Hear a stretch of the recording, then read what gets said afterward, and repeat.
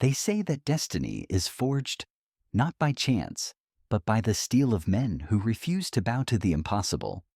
Imagine a dawn where two worlds collide, where the sun rose over a plain in northern Mesopotamia, illuminating the mightiest army ever assembled, and a young Macedonian king determined to carve his name into eternity. This was the morning of October 1st, 331 BCE. The place, Gaugamela, and the earth itself seemed to tremble under the weight of ambition. Some chroniclers claimed Darius commanded over 1 million soldiers, though modern estimates suggest closer to 100,000.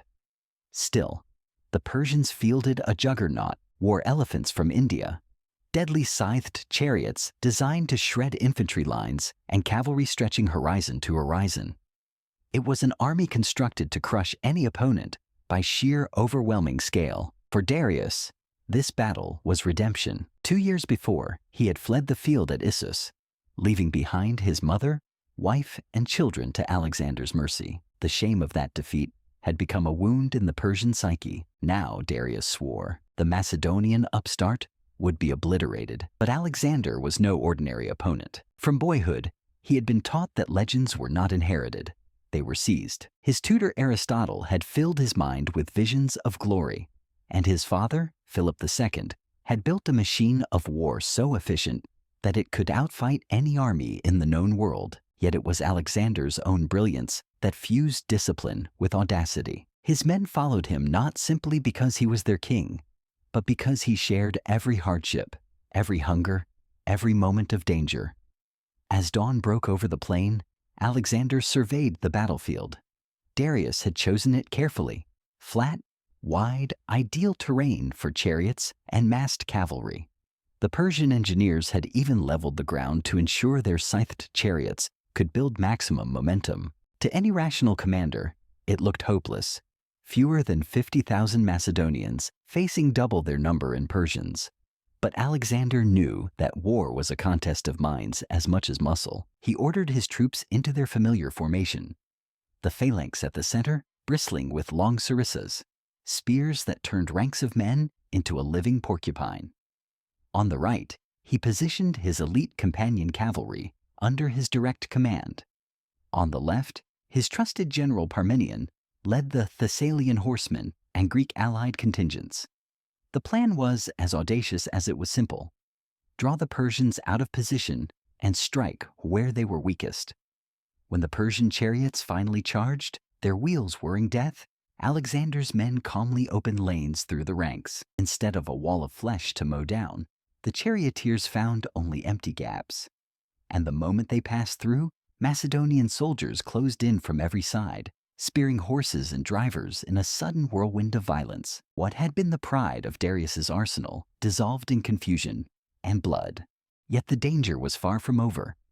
At the Persian center, Darius commanded from a high chariot, surrounded by the immortals, his most loyal and deadly guard. To break the enemy, Alexander had to strike directly at the heart. He spurred his companions into motion, leading the cavalry in a sudden oblique charge that swung away from the Persian left flank. Darius believed this was a retreat and ordered his own cavalry to press the advantage. In that single instant, a gap yawned open in the Persian line, just as Alexander had calculated. Seizing his moment, he wheeled the companions back around and drove straight through the breach, heading like an arrow for Darius himself. Imagine the terror in the king's eyes. The sight of Alexander, plumed helmet flashing, sword uplifted, bearing down upon him with unstoppable fury. It was here that the fate of empires was decided not by numbers, but by nerve. But at that critical moment, the left Macedonian flank under Parmenion came under crushing attack by Persian cavalry. Messengers galloped to Alexander, pleading for aid. He had a choice: pursue Darius, end the war in one stroke, or turn back to save his own men from destruction. Against every instinct to finish the pursuit, Alexander chose to protect his army. Darius, seeing his chance, abandoned his chariot and fled into the dust and darkness, leaving behind his royal bow and cloak, a symbol that he had once again surrendered the battlefield.